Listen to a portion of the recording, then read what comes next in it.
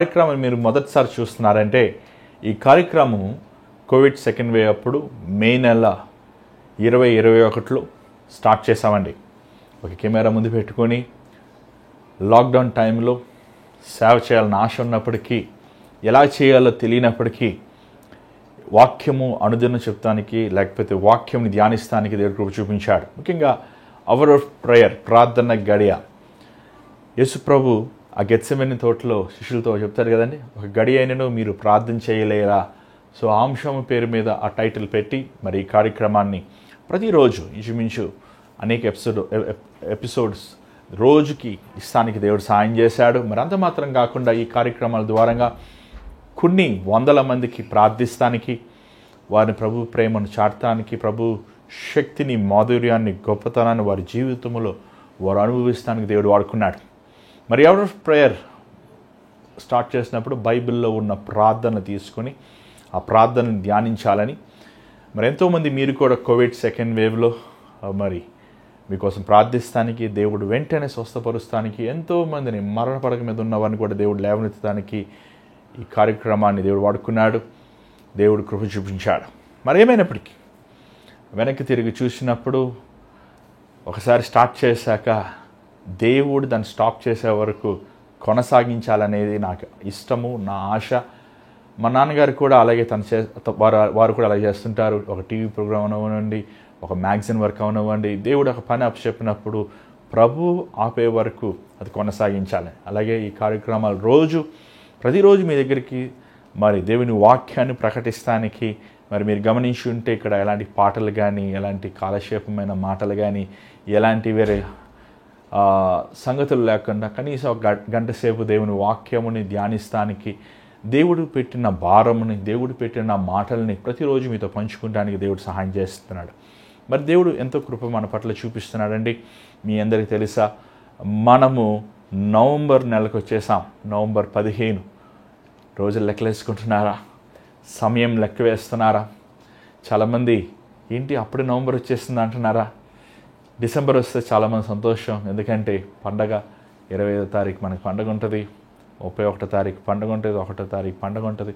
కానీ ఒకటి జ్ఞాపకం చేసుకోవాలి, క్యాలెండర్లో రోజులు మారిపోతున్నాయి. అంటే ఏంటండి, అది ఒక మంచి సూచన లేదా చెడ్డ సూచన? అంటే మన సమయము సమాధికి దగ్గర పడుతుంది.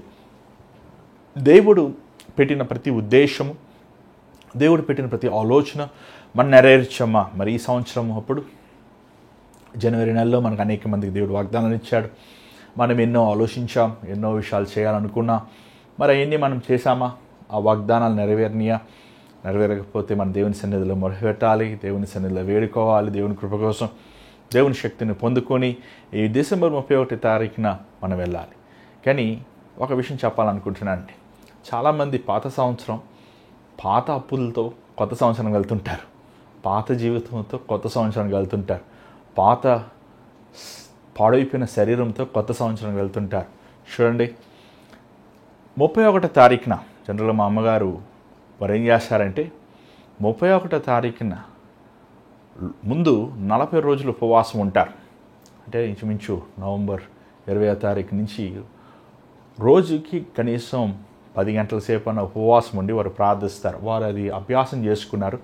ఆ 31వ తారీఖున దేవుని సన్నిధిలో వారు వాగ్దానం తీసుకుని ఆ కొత్త సంవత్సరం ప్రవేశిస్తామనేది వారు ఒక అలవాటు రీతిగా, లేకపోతే ఒక ఆచారంగా, లేకపోతే ఏమంటారు, ఒక పద్ధతిగా చేస్తున్నారు వారు చేసేవారు. సో ఈరోజు మీ అందరికీ అలాగే ఒక ఆలోచన చెప్పాలని ఆశిస్తున్నాను. మనం కొత్త సంవత్సరం అంటే 40 రోజులు కంటిన్యూస్గా, ఒక క్రిస్మస్ రోజు అలాంటి పండుగలు ఏమైనా ఉంటే మీరు ఆ రోజు కావాలంటే స్కిప్ చేసుకోవచ్చేమో, కానీ కనీసం ఒక 40 దినములు. ఎందుకు 40 దినం అంటున్నానంటే 40 అనేది ఏ టైమ్ అంటిల్ డిస్ట్రక్షన్, అంటే శ్రమ సమయము సంపూర్ణమైన. యేసుప్రభు 40 దినములు 40 రాత్రులు, ఏమండి 40 దినాలు తుఫాను, మన వరద, మనం నోవా దినము మనం చూస్తున్నాం.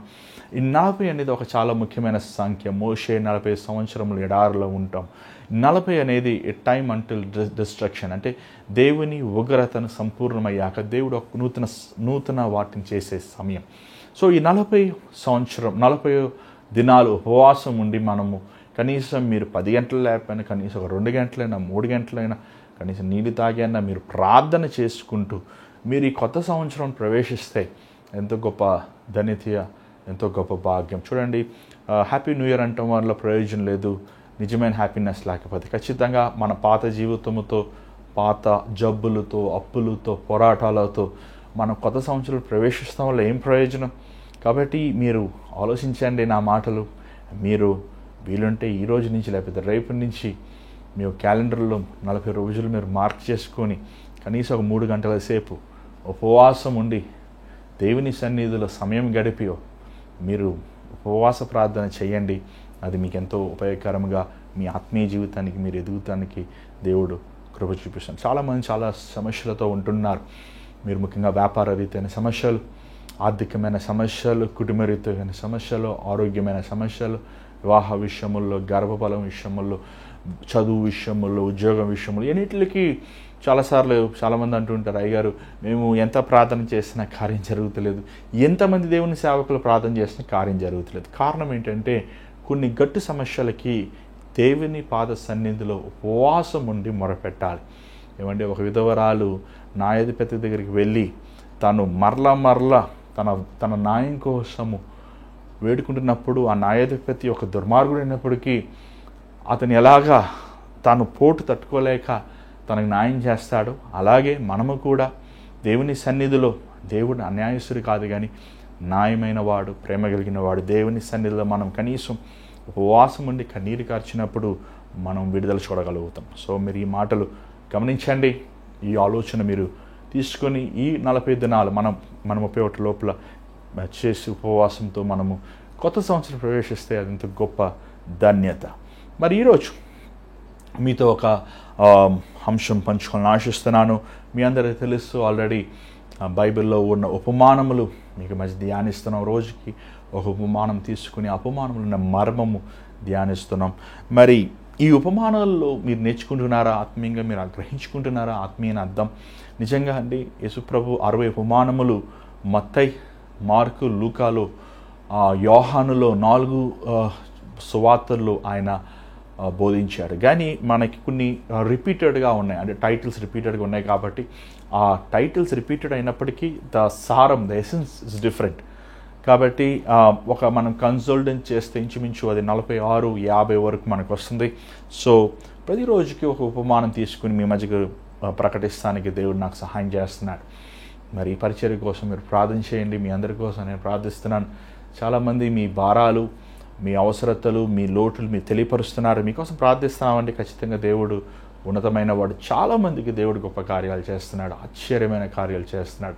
కానీ ఆశ్చర్యమైన కార్యాలు చేసి దాన్ని డబ్బా కొట్టుకుంటూ నాకు ఇష్టం లేదు. ఎందుకంటే కార్యం జరిగిపోయాక మీరు దేవుని స్తుతించాలి. కానీ కార్యం ఇంకొన వారి జీవితంలో, దేవుని కార్యాలు ఇంకొన చూడని వారి జీవితంలో ఇంకా అధికమైన ప్రార్థన, ఇంకా అధికమైన కన్నీరు, ఇంకా అధికమైన దేవుని పట్ల ఏమన్నా ఆశ, వాంఛ కావాలనేది మీరు గుర్తు చేసుకోవాలి. చాలామంది మీరు ప్రార్థన చేస్తలేదు, చాలామంది మీరు దేవుని సన్నిధిలో కన్నీరు కారుస్తలేదు. ఎంతో విచారంతో, ఎంతో బాధతో ఈ మాటలు చెప్తున్నానండి. ఎందుకంటే మీరు ప్రార్థన చేస్తలేదు కాక మీరు చాలాసార్లు మాలాంటి బోధకుల మీద ఆధారపడి ఉన్నారు. చూడండి, మా ప్రార్థన కొంతవరకు ఉపయోగపడుతుంది, కానీ మీ గుండె పవిత్రపరచబడాలి, పరిశుద్ధపరచబడాలి, దేవుని ఆత్మతో నింపబడాలి, దేవుని వాక్యంతో ఉండాలి. అంతవరకు మీ జీవితంలో దేవుని సంపూర్ణమైన దీవెన ఆశీర్వాదాలు మీరు పొందుకోలేరు. కాబట్టి గమనించండి, కొంతమంది లోకస్తులుగా ఉంటున్నారు, కొంతమంది ఆత్మీయ జీవితం పరిశుద్ధులుగా కొంతకాలం ఉంటున్నారు, చంచల బుద్ధితో ఉన్నారు. అలాంటి వారు దయచేసి గమనించండి, మీ జీవితాన్ని పవిత్రపరచుకోండి. మరి ఈరోజు కార్యక్రమం వెళ్ళక ముందు మీకు ఒక మాట చెప్పాలా, ఒక ప్రశ్న వేయాలనుకుంటున్నాను. మీ అందరూ చాలామంది తెలిసే ఉంటుంది. ఈరోజు బైబిల్ చదువుకున్నారా? దేవుని సన్నిధిలో వ్యక్తిగతంగా ప్రార్థన చేశారా? మరి నిజమైన ప్రార్థన మాటలతో కూడింది కాదు, కానీ కన్నీటితో కూడింది. ఎన్ని మాటలు నువ్వు మాట్లాడే లెక్క కాదు, కానీ ఎంత కన్నీరు యేసు ప్రభు పాదముల దగ్గర నువ్వు కార్చావనేది ముఖ్యమైనది. అలాంటి ప్రార్థన మీరు చేశారా? వాక్యము ఏదో నోటి మాట పుస్తకాలు చదువుకున్నట్టు చదువుకుంటాం కాదు, కానీ దేవా నీ వాక్యంని గ్రహించుకునే మనసు నాకు దయచేయని, వాక్యముని ధ్యానిస్తూ ఆనందిస్తూ దేవుని వాక్యముని మనము చదువుతున్నప్పుడు అది మన ఎముకలకి, మన శరీరానికి, మన ఆత్మకి ఎంతో ఉల్లాసాన్ని కలుగజేస్తుంది. మరి ఈరోజు దేవుని వాక్యం సిద్ధంగా ఉన్నారా? స్థలంలో ఉంచండి. చిన్న ప్రార్థన చేద్దాం. పరిశుద్ధమైన తండ్రి దయగల ప్రభా, ఎంత కృపనైనా ఎంత కనికరం మా పట్ల చూపిస్తున్నావయ్యా. ఈ దినమును చూడలేక ఎంతోమంది మట్టి అయిపోయారయ్యా. ఎంతోమంది గనులు, ఎంతోమంది ధనవంతులు, ఎంతోమంది పేరు ప్రఖ్యాతులు ఉన్నవారు. కానీ ఈరోజునైనా మాకునైనా నీ దయని చూపించాయా. మా శ్వాస నుంచి, మా ప్రాణంను మాకుంచి, మా గుండెని మా కొట్టుకునేలా చేస్తున్నావు ప్రభా. నీ ప్రేమకై ఎన్నో వందనములయ్యా. మేము అనేక సార్లు నిన్ను బాధ పెట్టినప్పటికీ, విసిగించినప్పటికీ, అనేక సార్లు నీ చిత్తాన్ని దూరంగా వెళ్తున్నప్పటికీ అయ్యా నాయనా, నువ్వు మమ్మల్ని కనికరిస్తూ, మమ్మల్ని క్షమిస్తూ, మమ్మల్ని బాగు చేస్తున్నావు తండ్రి. దాన్ని బట్టి వందనములయ్యా. అయ్యా, మాకు స్థిరమైన హృదయంను దయచే, స్థిరమైన ప్రేమను, స్థిరమైన ఆసక్తి, స్థిరమైన భక్తి, స్థిరమైన విశ్వాసం, నీ యందు భయభక్తులు మాకు దయచేయ. చంచల బుద్ధి నుంచి తొలగించిన ఆయన తండ్రి, అయోగ్యుని నన్ను, అపవిత్రుని నన్ను అయినా పిలుచుకున్నావు, నీ సేవకి ఎన్నుకున్నావు అయ్యా. నీ ప్రజల ముందు ఈరోజు నిలబెట్టి ఉండగా నీ మాటలు నాయనా నీ బిడ్డలతో నువ్వు మాట్లాడు. నన్ను నీ సిలువ రక్తముతో కడుగు, నన్ను నీ సిలువ చాట మరుగుపరచయ్యా. నీ ఉద్దేశము, నీ తలంపులు మాత్రమే ఇక్కడ నాయనా బయలుపరచబడు ప్రభా. నువ్వే సకల మహిమ ఘనత పొందమని యేసు నామములో అడుగుచున్నాం తండ్రి. ఆమేన్. ఆమేన్ చెప్పారా? ఆమేన్ చెప్పండి. సిగ్గుపడ అవసరం లేదు. మార్కు సువార్త 4వ అధ్యాయం, మార్కు సువార్త 4వ అధ్యాయము 21వ వచనం చదువుదామండి. దయచేసి మీ బైబిల్ మీరు తెరవండి, మాతో కూడా కలిసి మీరు చదవండి. మీరు ఎక్కడ ఉన్నప్పుడు సరే, ఎక్కడి నుంచి ఈ కార్యక్రమం మీరు చూస్తున్నప్పటికీ సరే, దయచేసి బైబిల్ మీరు పక్కన పెట్టుకోండి. ఎప్పుడు జ్ఞాపకం చేసుకోండి. మీ పనికి వెళ్ళే చోట, మీ స్కూల్స్కి వెళ్ళే చోట, లేకపోతే మీ కాలేజెస్కి ఒక బైబిల్, కనీసం ఒక కొత్త నిబంధన అయినా మీ బ్యాగుల్లో మీతో పాటు తీసుకువెళ్ళండి. ఫోన్లో ఉన్నప్పటికీ బైబిల్, ప్రింటెడ్ బైబిల్ అనేది ఎంతో మనకి దీవెనకరమైనది. దయచేసి దాన్ని నిర్లక్ష్య పెట్టద్దు. మార్కు సువార్త 4వ అధ్యాయం 21వ వచనం దయచేసి చదువుదామా? మార్కు సువార్త 4వ అధ్యాయం 21వ వచనం. మరియు ఆయన వారితో ఇట్లనెను, దీపము దీపస్తంభం మీద నుండుట కంటే దాని కొంచెము కిందనైనను మంచము కింద నుండపడుటకు తేపడదు కదా. చదవండి. రహస్యమైనది ఏదైనా తేటపరచకపోదు. దీపస్తంభము, మరి చదవండి 21వ వచనం దీపము గట్టిగా. దీపము దీపస్తంభం మీద ఉంచబడుట కంటే గాని కొంచెము కిందనైనను మంచము కిందనైనను నుండబడుటకు తేపడదు కదా. దీపస్తంభం ఏమండి? ఈరోజు చాలా మంది మీకు అర్థం కావట్లేదు దీపస్తంభం అంటే ఏంటండి. మనకి ట్యూబ్లైట్ అంటేనే అర్థమవుతుందేమో, బల్బ్ అంటేనే అర్థమవుతుందేమో కదండి. బల్బ్ ఎక్కడ పెడతారండి? పైన పెడతారా లేకపోతే కింద పెడతారా? కింద పెట్టరు, పైన పెడతారు. బల్లం ఎక్కడ పెడతారు? కొంచెం అంటే ఏంటి? బౌల్, ఏమన్నా మనం తింటున్న గిన్నె ఉంటుంది కదా, పాత్ర.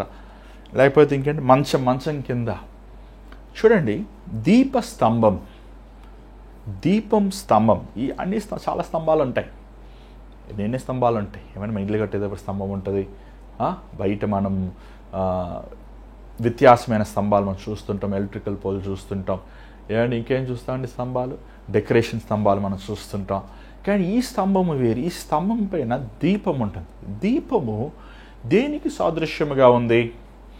అసలు ఈ దీపం అంటే ఏంటి? ఎందుకు దేవుడు దీపముని పైన పెట్టమంటున్నాడు? ఎందుకు కొంచెం కిందనో మంచం కిందనో పెట్టద్దు అంటున్నాడు? ఎందుకు దీపము పైన ఉండాలి, కింద ఉండకూడదు అంటున్నాడు? చూడండి, యేసుప్రభు ఆ రోజు ఉపమానముల ద్వారంగా బోధించాడు. ఒక్కొక్క ఉపమానము సారం మీరు అర్థం చేసుకోవాలంటే, ఉపమానముల్లో ఉన్న మర్మము మీరు గ్రహించుకోవాలంటే, మొదటగా మీరు ఉపమానం చదివే ముందు ప్రార్థన చేయాలి. ఎందుకంటే ఇది ఏ బోధకు కూడా వివరించలేడు. ఇది మనుషులు రాసిన పుస్తకం కాదు. ఒకటి, ఈ ఉపమానములు ప్రభు చెప్పింది కూడా ఎంతో ఆత్మీయ సంబంధమైనది. శరీర సంబంధమైన వాటితో మనం ఆలోచించలేం. ఆయన వాడుకునేది ఒక దీపం వాడుకున్నాడు. ఏమండి అక్కడ చేసినట్లయితే స్టాండ్ ఏమంటాం, స్తంభం వాడుకున్నాడు. ఏమంటే కొంచెం వాడుకున్నాడు, మంచం వాడుకున్నాడు. ఇవన్నీ నార్మల్ మనం రోజు చూసే వస్తువులే.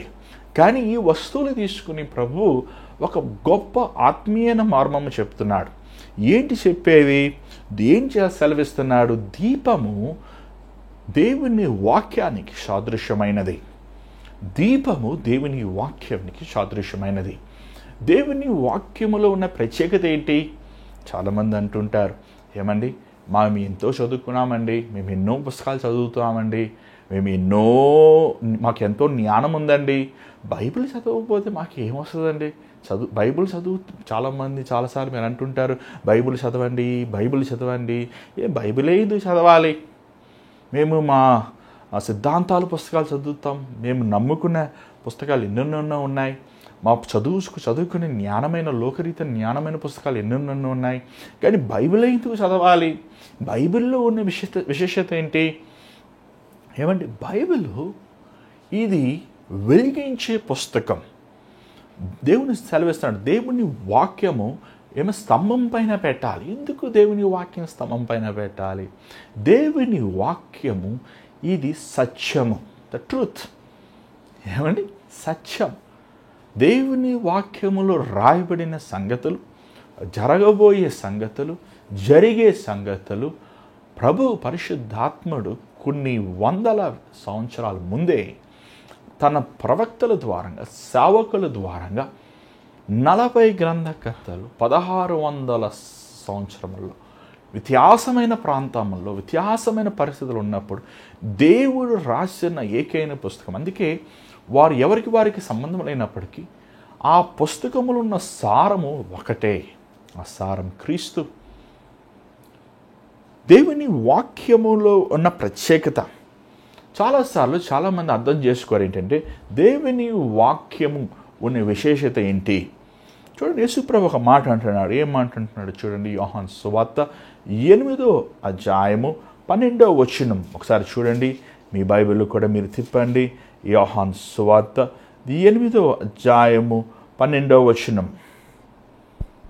మరలా యేసు, నేను లోకమునకు వెలుగును, నన్ను వెంబడించువాడు చీకటిలో నడవక జీవపు వెలుగు కలిగి ఇండునని వారితో చెప్పాను. యేసుప్రభు ఏమన్నాడండి? నేను లోకానికి వెలుగు, లోకానికి వెలుగు. ఏంటి చాలాసార్లు అంటారు, ఏంటన్నా మీరు మాట్లాడుతున్నారు, లోకానికి వెలుగు సూర్యుడు కదా? లోకానికి వెలుగు సూర్యుడా, క్రీస్తా? ఏ వెలుగు గురించి మాట్లాడుతున్నారు? మనం 2 వెలుగుల గురించి ఇక్కడ మనం చూడగలం. ఒకటి, మనకి నేత్రములు కనబడే వెలుగు, ఆబ్వియస్లీ అది సూర్యుడే. కానీ ఇక్కడ దేవుడు మాట్లాడేది ఆత్మీయ అనే వెలుగు. చూడండి, దేవుడి వాక్యం సెలవిస్తుంది, దేవుడు లేని స్థలము చీకటే, దేవుడు లేని స్థలము భయంకరమైనదే. ఈ భూమి కూడా చీకటే. దేవుని వాక్యం మనం చూస్తున్నాం. ఆదికాండం 1వ అధ్యాయంలో పరిశుద్ధాత్ముడు అల్లాడినప్పుడు, ఆవరించినప్పుడు, లేకపోతే ఇంగ్లీష్లో హావరింగ్, ఈ భూమికి సొగసైనను స్వరూపం లేనప్పుడు ఆయన స్వరూపం కలిగి చేశాడు. చీకటిని వెలుగుని ప్రత్యేకించాడు. దేవుడు వెలుగు సంబంధమైన వాడు. కానీ ఇక్కడ దేవుడు మాట్లాడేది యేసుప్రభు లోకానికి వెలుగు అంటే మీరు చాలామంది అనుకుంటున్నారు, యేసుప్రభు ఏమైనా భూమికి సూర్యుడా? ఆయన భూమి మాత్రమే సూర్యుడు కాదండి, ఆయన సర్వ సృష్టికి శూన్యముకే సూర్యుడు. పరలోకములో వెలుగు లేదు, ఆయనే వెలుగుగా ఉన్నాడు తన ప్రజలకి. మానవుడి జీవితము వెలుగు లేని జీవితము చీకటిది. వెలుగు లేని స్థలము చీకటి స్థలం. చీకటిలో ఉన్న వారికి వారు ఏం చేస్తున్నారో వారికి తెలుస్తుందా? చాలాసార్లు చాలామందిని చూస్తుంటానండి.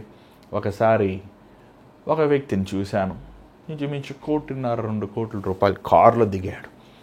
చేతి నిండా బంగారం పెట్టుకున్నాడు, ఇక్కడ బంగారం పెట్టుకున్నాడు. జమీందారు. మళ్ళీ దానికి ఎస్కాట్, ముందు ఎస్కాట్, వెనకాల ఎస్కాట్. దిగాడు, బాగానే ఉన్నాడు.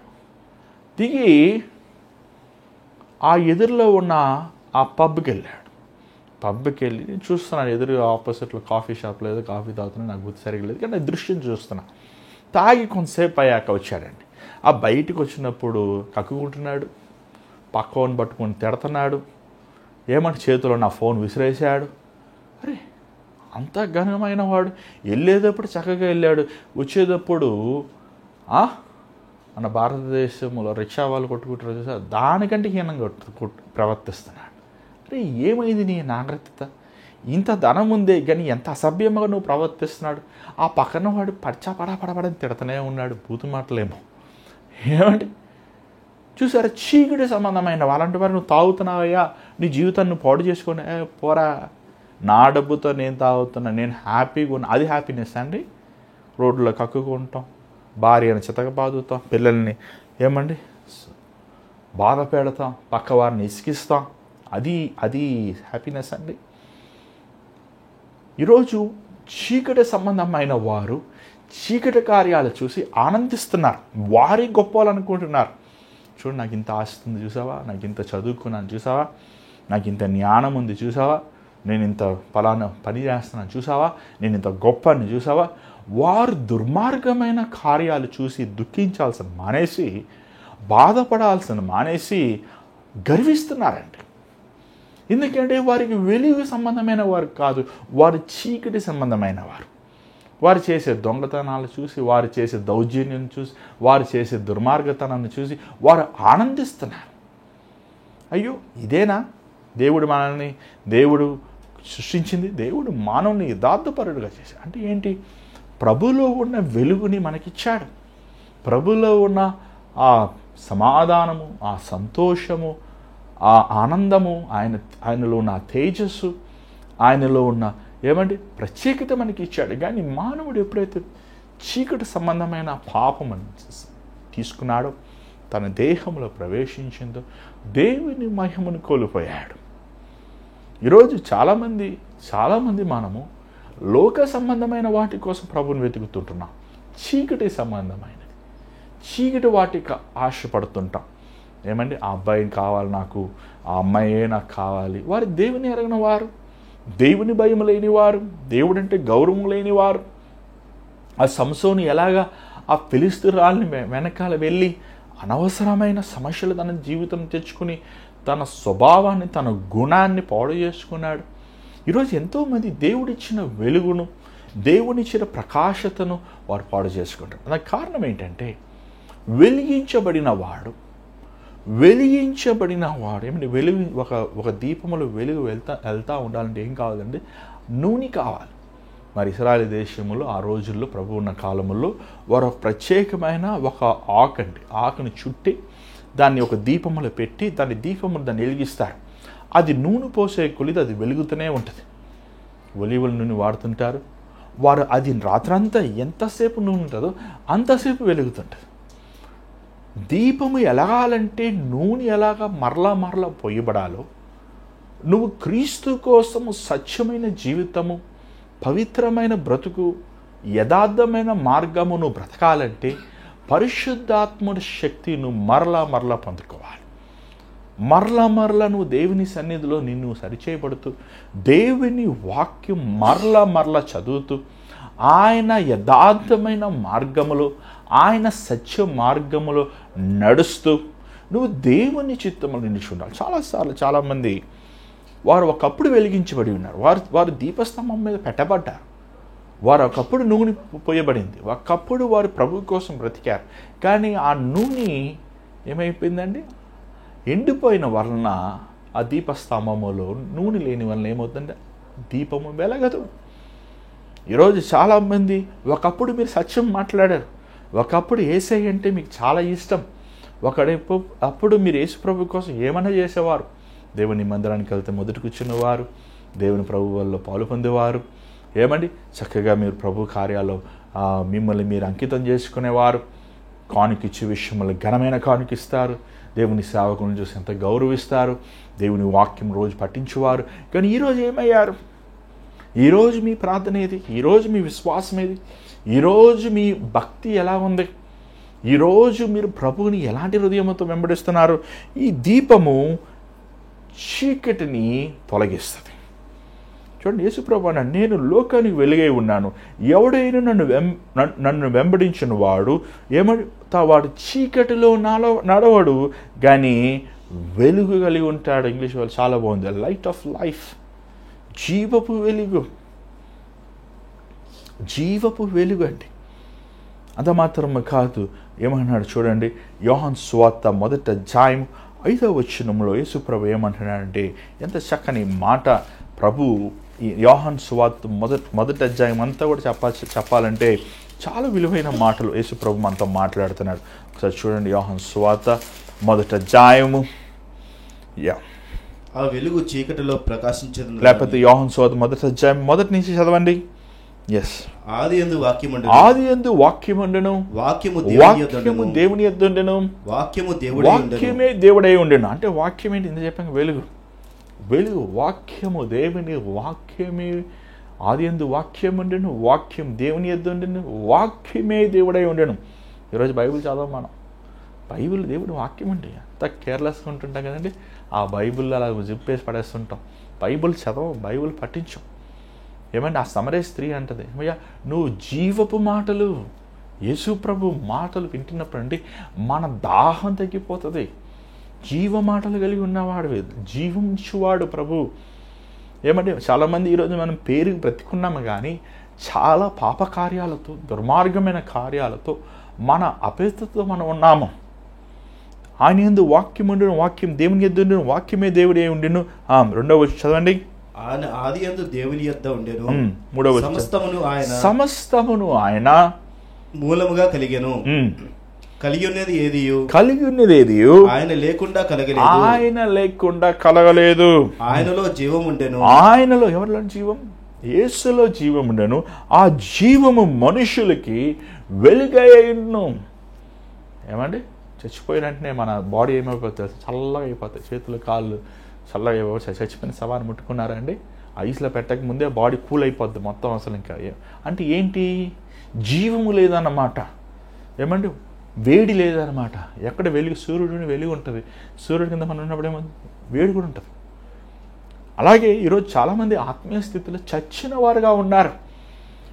వెలుగు లేదు, చీకటి ఉంది, వెలుగు లేదండి వారి జీవితంలో. నువ్వు వెలిగించబడినప్పుడు ఏమవుతుందో తెలుసా? పరిశుద్ధాత్మను కలిగి ఉంటావు. పరిశుద్ధాత్మ వేడికి సాదృశ్యం మనం చూడగలుగుతున్నాం, శక్తికి సాదృశ్యంగా మనం చూడగలుగుతున్నాం. క్రీస్తు కోసం రోషముగా బ్రతుకుతాం, క్రీస్తుని వెంబడిస్తాం. కావాలంటే ఆయన కోసం మనం ప్రాణమైన ఇస్తాం.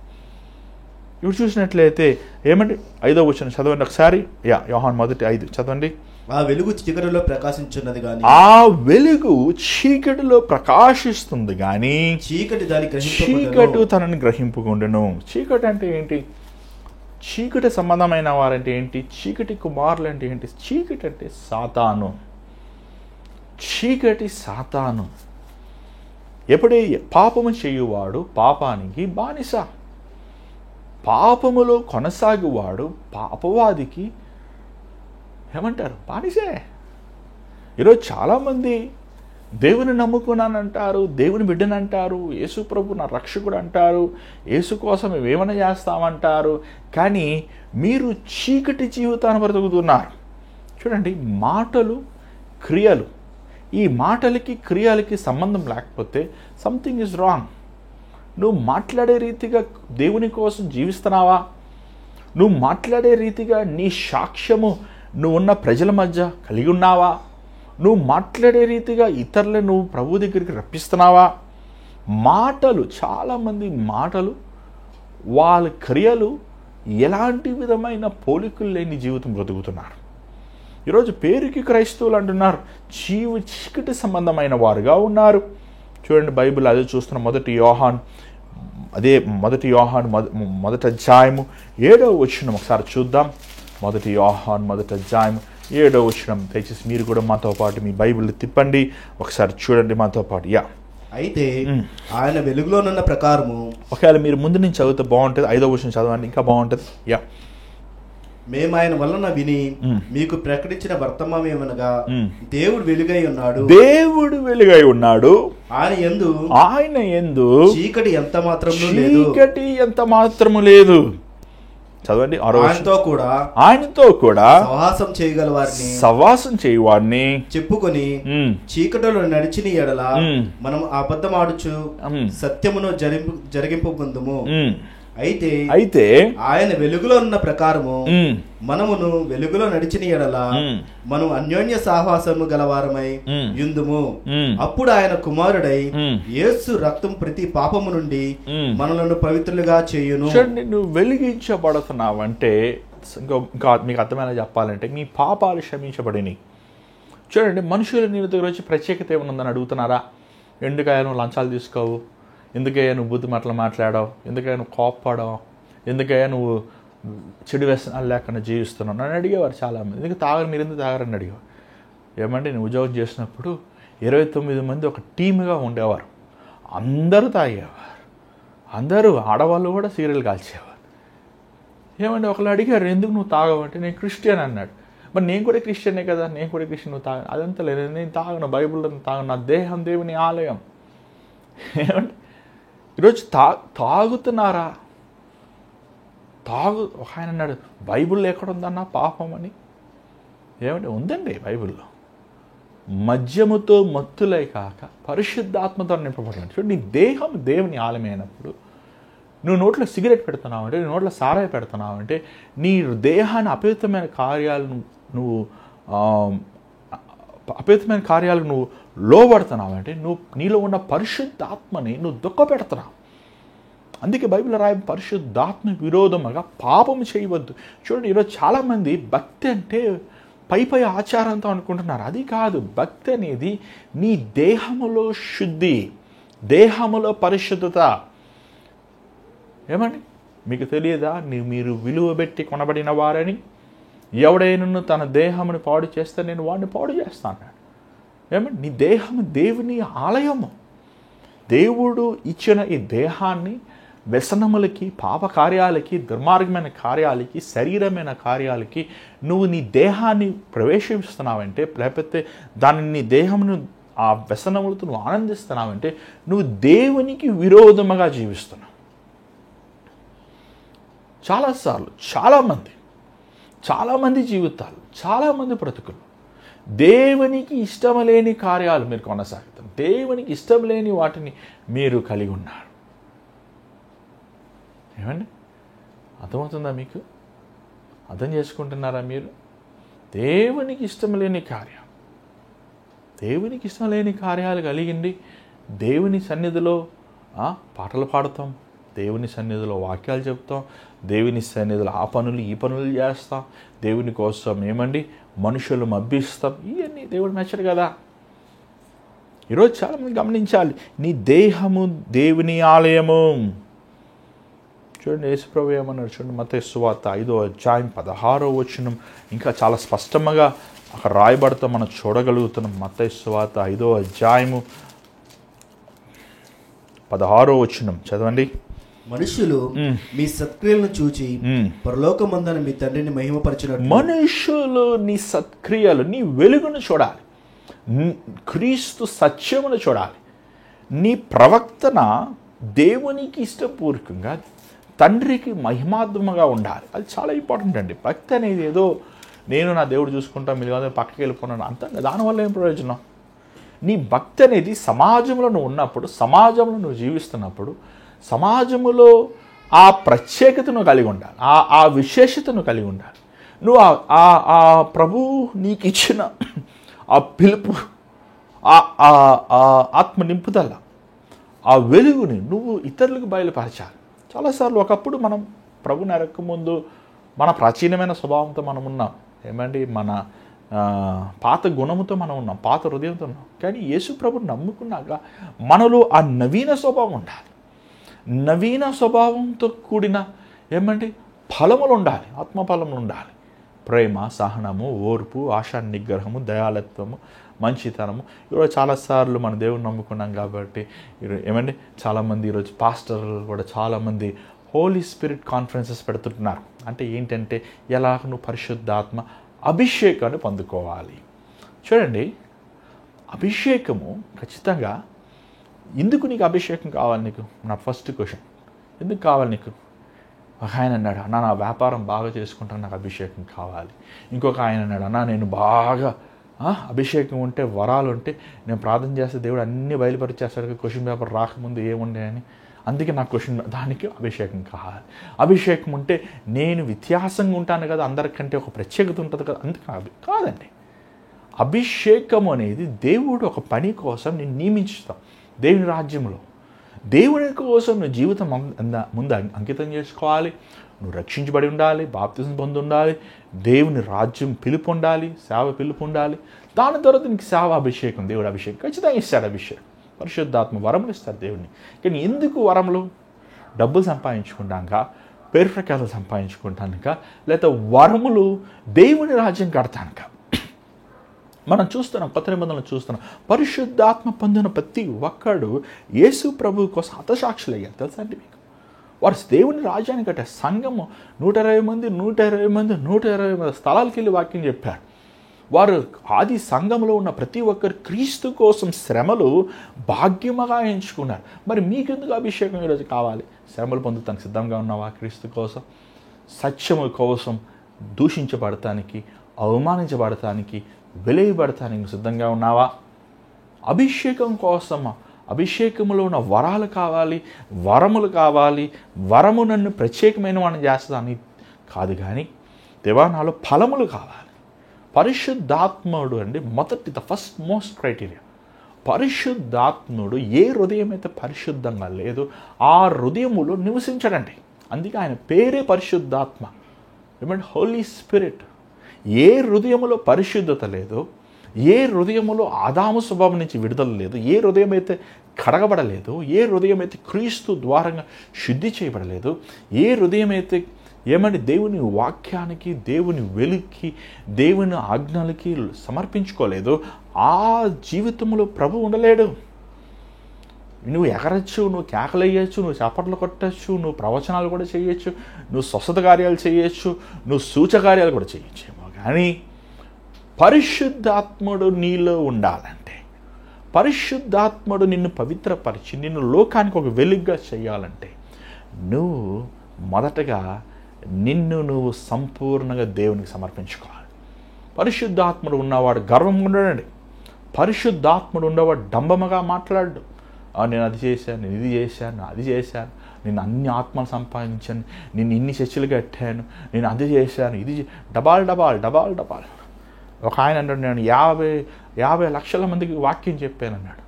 నేను అన్నాను, 50 లక్షల మంది ఎంత నీకు తెలుసా అన్నాడు. తెలుసండి. కావాలంటే వాళ్ళు ప్రామిస్ కార్డులన్నీ వాళ్ళంతా యేసుప్రభుని నమ్ముకున్నారని సైన్ కూడా ఇచ్చారంట.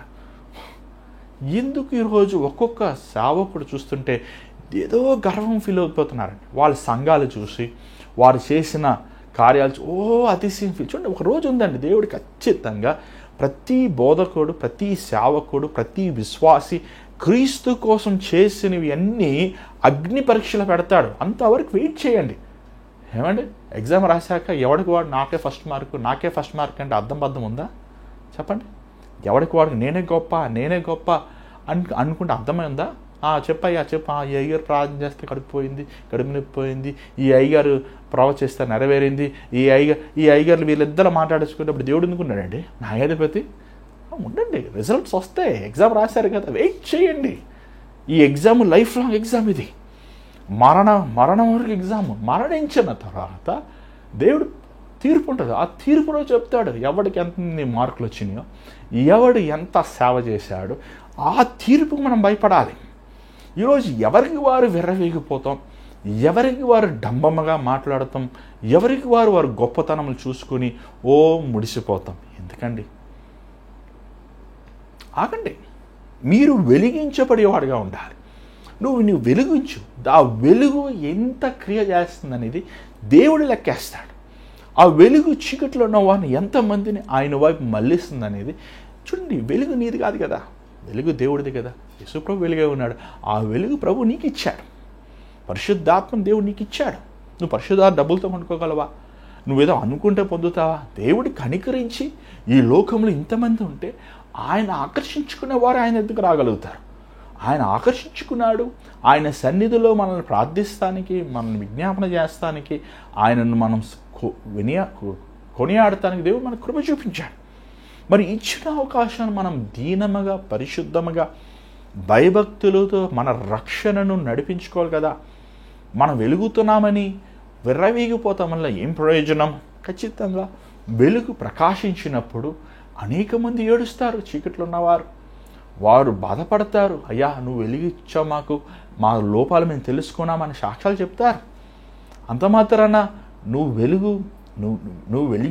వెలిగిస్తున్నావు కాబట్టి, లేకపోతే నువ్వు వెలుగుని నువ్వు ప్రకాశిస్తున్నావు కాబట్టి నువ్వు గొప్పడు అయిపోతావా?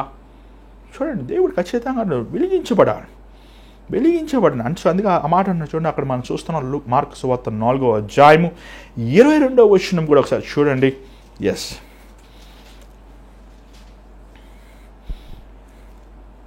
రహస్యమేదియను ఉమ్, తేటపరచకపోదు, ఉమ్. బయలుపరచటకే గాని ఏదియో మరుగు ఏమంటే చేయబడలేదు. వెలిగించినప్పుడు రహస్యము చీకటిలో మనకి తెలియదు, కానీ వెలిగించినప్పుడు రహస్యములు బయటపడతాయి, రహస్యాలు బయటపడతాయి. నాలాంటి బోధకుడు ఏమంటే ఈరోజు నేను మీ ముందు బోధిస్తున్నాను, కానీ నా వ్యక్తిగతమైన జీవితం ఎలాగున్నది అనేది కూడా దేవుడు బయటపెడతాడు. మీ జీవితాలు బయటపెడతాడు, నా జీవితం బయటపెడతాడు, మనందరి జీవితాలు దేవుడు బయటపెడతాడు. త్వరబడి మనం ఎందుకు ఒకరిని దూషించాలి, ఒకరిని మనం విమర్శించాలి?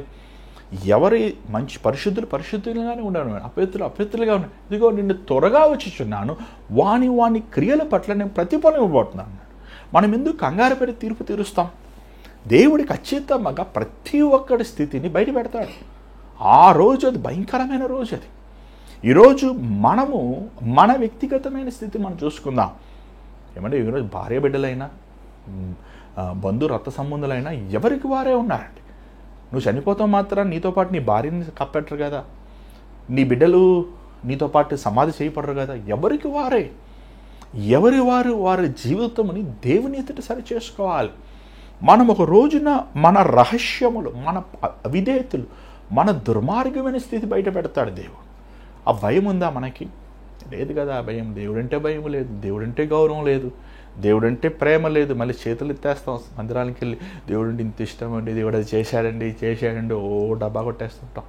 కానీ మన క్రియలలో దేవుడు అంటే ఎంత ఇష్టమని మనం జీవించి చూపించు. మీరు వెలిగించబడిన వారా, లేకపోతే మీరు చీకటి సంబంధులా? మరి మీరు వెలిగించబడిన వారంటే మీరు వెలుగు సంబంధమైన ఫలములు మీరు ఫలిస్తున్నారా? క్రీస్తు పోలు మీ జీవితం ఉందా? ఇంకా కొన్ని వచనాలు మనం చూసుకోవచ్చు, కానీ మనకి సమయం లేదు. కానీ 1-2 మనం చూద్దామండి. దయచేసి ఒకసారి చూడండి. 2 కొరింథీ కంటే ముందు ఎఫెసీ గ్రంథం 5:8 కూడా చదువుదాం. ఎఫెసీ గ్రంథం 5:8 చదువుదాం. 2 కొరింథీ చదువుదాం. ఒకసారి చూడండి. ఎఫెసీ 5:8 ఒకసారి చూడండి. ఇప్పుడైతే ప్రభునందు వెలుగై ఉన్నారు. For you were once darkness, but you were light in the Lord. Live as the children of light. Amen. For the fruit of light consists of goodness, righteousness, and truth. And find out what pleases the Lord. ఇక్కడ చూసినట్లయితే దేవుడు ఎంత స్పష్టంగా చెప్తున్నాడు. మీరు వెలుగు, చదవండి, తెలుగులో ఉందా మీకు? త్వరగా చదవండి. మీరు పూర్వమందు చీకటై ఉండిరి, ఇప్పుడైతే ప్రభువునందు వెలుగై ఉన్నారు. వెలుగు ఫలము సమస్తము విధములైన మంచితనమునకు, నీతి, సత్యమును వాటిలో కనబడుచున్నది. మంచితనము, నీతి, సత్యం, వెలుగు సంబంధమైన వారిలో ఈ 3 గుణగుణాలు ఉండాలి. ఏంటయ్యి? మంచితనము, goodness, NITI, righteousness, to do what is right, ఏమంటే సత్యం. ఈ 3 గుణగుణాలు మనలో ఉండాలి. ఏమంటే ఈ 3 గుణగానాలు ఉన్నవారు వీరేమని పిలువబడతారంటే వెలుగు కుమారులు అని పిలువబడతారు. The children of light. యేసుప్రభు పిల్లలు అని పిలువబడతారు. దేవుని కుమారులు అని పిలువబడతారు, కుమార్తెలు అని పిలువబడతారు. ఈ గుణగుణాలు మనలో ఉన్నాయా? అలాగే 11వ వచనం చూడండి దయచేసి. 4వ అధ్యాయం ఎఫెసీ సంబంధించిన 5వ అధ్యాయం ఎఫెసీ గ్రంథం 11వ వచనం ఒకసారి చూడండి. నిష్కలకమైన అంధకార క్రియలలో పాల్గొనక వాటిని ఖండించుడి. ఏలనగా అట్టి క్రియలు చేయువారు రహస్యమందు జరిగించు పనులను గురించి మాట్లాడుటే అయినా అవమానకరమైన ఉన్నది. సమస్తమును ఖండింపబడి వెలుగు చేత ప్రత్యక్షపరచబడును. ప్రత్యక్షపడుచున్నది ఏది? అది వెలుగే కదా. ఏమంటే వెలుగు ద్వారా ప్రత్యక్షించబడును. It will be enlightened, it will be exposed. ఏమంటే చాలాసార్లు మనం చూస్తుంటాం news channel, breaking news, scam expose అయింది, ఇంత క్రైమ్ ఎక్స్పోజ్ అయింది అని చెప్తుంటారు కదండి. ఒక హైలైటింగ్ న్యూస్గా ఉంటుంది. అలాగా మన జీవితంలో మనం ఒకవేళ వెలుగు సంబంధమైన వారిని నటిస్తున్నప్పటికీ నువ్వు గుణగుణములు, వెలుగు సంబంధమైన ఫలములు లేకపోతే ఆ క్రియలు ఒక దినమున బయలుపరచబడతాయి.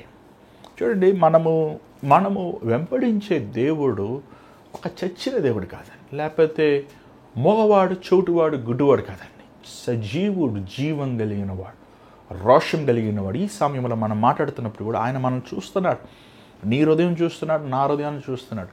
ఏమంటే గుడ్డు దేవుడు అనుకోండి, మోగ దేవుడు చోటు లేని దేవుడు అనుకోండి, ఏదో చెప్పి కబుర్లు చెప్పేసి వెళ్ళిపోవచ్చు, ఎంతో కొంత కానికేసేసి వెళ్ళిపోవచ్చు. కానీ మన దేవుడు సజీవమైన వాడు, మానవులకి జీవం ఇచ్చిన వాడు, మానవుల్ని వెలిగించిన వాడు, మట్టిని తీసి శ్వాసనిచ్చిన వాడు, ఆయన సజీవులకి దేవుడై ఉన్నాడు అని వాక్యాలు మనం చూస్తున్నాం.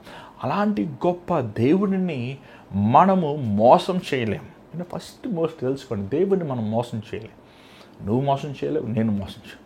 నువ్వు మోకరించి కళ్ళు మూసుకుంటున్నప్పుడు దేవుడి దగ్గరికి వెళ్ళి అనవసరమైన మాటలు మాట్లాడదు. అది చేయి ప్రభా, ఇది చేయి ప్రభా, వారిని చూడు ప్రభా, వీరిని చూడు. ఎందుకంటే దేవుడికి నీ స్థితి బాగా తెలుసు. చాలామంది ప్రార్థన చేయమంటే ఇలా ప్రార్థిస్తుంటారు, వారిని చూడు ప్రభా, వీళ్ళని చూడు ప్రభా. మరి నీ సంగతి దేవుడికి అందుకే మన ప్రార్థన జవాబు రాదండి. మొదటగా మనం కళ్ళు మూసుకుంటున్నప్పుడు మన స్థితి మనం కనబడాలి. మనలో ఉన్న లోపములు దేవుని వాక్యముతో మన హృదయం వెలిగించినప్పుడు మనలో ఉన్న లోపములు మనం కనబడినప్పుడు మనం ఒప్పుకోవాలి, కన్నీరు కార్చాలి, దేవుని సన్నిధిలో పశ్చాత్తాపడాలి. ఎవరికైనా విరోధంగా మనం ఆ పనులు చేస్తే వారి దగ్గర మనం పశ్చాత్తాపడాలి. ఎవరైనా బాధ పెడితే మనం పశ్చాత్తాపడాలి. ఒప్పుకుని విడిచిపెట్టిన వాడు కనికరం పొందుతాడు. దిస్ ఇస్ వాట్ చాలా ముఖ్యం. చాలామంది వెలుగు సంబంధమైన వారు అంటూ వారి హృదయంలో నీతి లేదు, సత్యము లేదు, మంచితనము లేదు, క్రీస్తు గుణగుణాలు లేనివారుగా వెలిగించబడతానని అనుకుంటూ వెలుగు ఏమవుతుంది తెలుసా అండి? చీకటి అయిపోతుంది. అందుకే మనం ప్రభు ఒక ఉపమానం చెప్పాడు కానీ, బుద్ధి గల కన్నికలు, బుద్ధి లేని కన్నికలు. బుద్ధి లేని కన్నికలు ఏం చేశారంటే వారు నూనె పెట్టుకోలేదు. బుద్ధి గల కన్నికలు నూనె నూనె తెచ్చుకున్నారు. ఆ నూనె సిద్ధపాటుకి సాదృశ్యంగా ఉంది, పరిశుద్ధాత్మ నింపుదలకి సాదృశ్యంగా ఉంది. ఈరోజు మీ జీవితంలో సరిగా ఉన్నాయా? దేవుని ఎదుట మీరు వెలిగించబడిన వారుగా ఉన్నారా?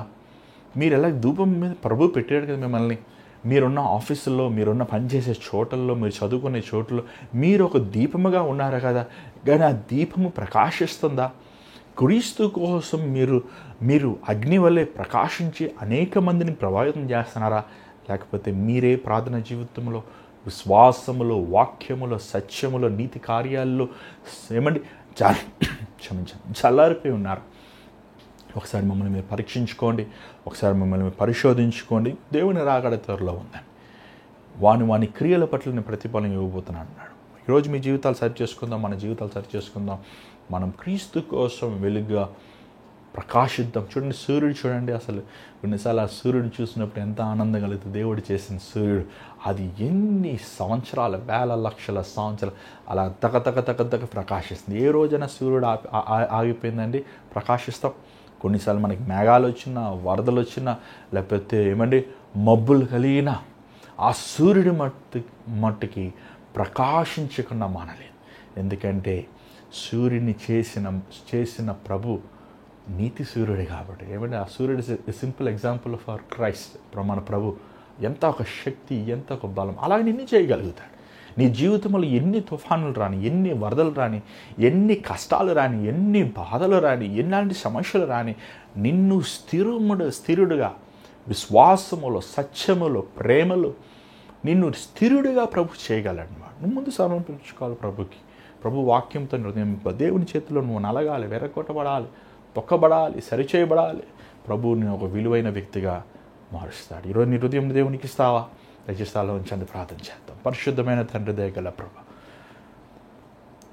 మా పట్ల ఎంత కృప చూపిస్తున్నావా? అవునండి, దీపస్తంభం మీద వెలుగులు, దీపము స్తంభం మీద పెట్టినప్పుడు అది ఎలా ప్రకాశించి చీకటిలో ఉన్న అనేక మంది నీవు మళ్ళిస్తుంది తండ్రి.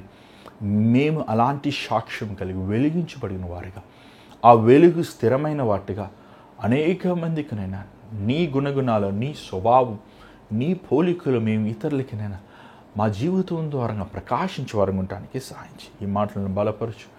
ఎన్నోసార్లు, అనేక సార్లు ప్రభు అపవాదులైన మమ్మల్ని ముట్టి మా జీవితాలు పాడు చేస్తున్నప్పటికీ, మా బ్రతుకులు నాశనం చేస్తున్నప్పటికీ, మా జీవితంలో చీకట్లు చేస్తున్నప్పటికీ ప్రభా, నువ్వు మరలా మమ్మల్ని ఉజ్జీవిస్తూ, మమ్మల్ని క్షమిస్తూ, మమ్మల్ని కడుగుతూ, మమ్మల్ని లేవనెత్తుతున్నావు ప్రభా. మేము కూడా అనేక మందిని ఉజ్జీవించేవారుగా, ఎలా ఒక నిప్పు ఇంకో చోట అంటిస్తుందో అలాగ నువ్వు ఇచ్చిన అభిషేకాన్ని, నువ్వు ఇచ్చిన శక్తి, నువ్వు ఇచ్చిన కృపను, నువ్వు ఇచ్చిన ప్రేమను మేము చాటువారుగా ఉండడానికి సహాయించి ఈరోజు వాక్యం నీ బిడ్డల హృదయములతో నువ్వు మాట్లాడు. మా మీద కనికరం చూపించు. యేసు నామములో అడుగుచున్నాం తండ్రి, ఆమేన్. మరి ఈరోజు దేవుని మీతో మాట్లాడంటే మాకు తెలియపరచండి. దయచేసి మీ ప్రార్థన అవసరతలు, మీ ఫీడ్బ్యాక్ కూడా మీరు స్క్రీన్ మీద కనబడుతున్న నెంబర్స్కి మీరు పంపించవచ్చు. ఆ నెంబర్కి మీ వివరాలు, మీ ప్రార్థన అవసరం మీరు పంపించేటప్పుడు మీ పేరు, మీ ఊరు, ప్రార్థన అవసరం ఏంటంటే కొంచెం వివరంగా పంపించండి. మీకోసం మేము ప్రార్థిస్తానికి సిద్ధంగా ఉన్నాం. అంత మాత్రమే కాదు, ఈ భారమైన పరిచయలో దేవుడు మిమ్మల్ని ప్రేరేపిస్తే మీ గూగుల్ పే మీ వివరాలను పంపించవచ్చు. Google pay, PhonePe account numbers అని మీ స్క్రీన్ మీద కనబడుతున్నాయి. అవి దాంట్లో పంపించి దయచేసి గమనించండి. ఎంతోమంది ఎన్నో గట్టి సమస్యలతో మీరు ఫోన్స్ చేస్తున్నారు, కానీ మరలా దేవుడి కార్యం చేశాక మీరు జవాబు ఇస్తలేదు. దయచేసి దానికి మీరు అదే నెంబర్కి మీరు మరలా దేవుడు చేసిన కార్యాలు మీరు ప్రైజ్ రిపోర్ట్స్ పంపించండి. మేము కూడా మీతో కలిసి ప్రభుని స్తుతిస్తానికి ఒక అవకాశం ఉంటుంది. దేవుని చిత్తమైతే రేపు కలుసుకుందాం. అంతవరకు గాడ్ బ్లెస్ యూ.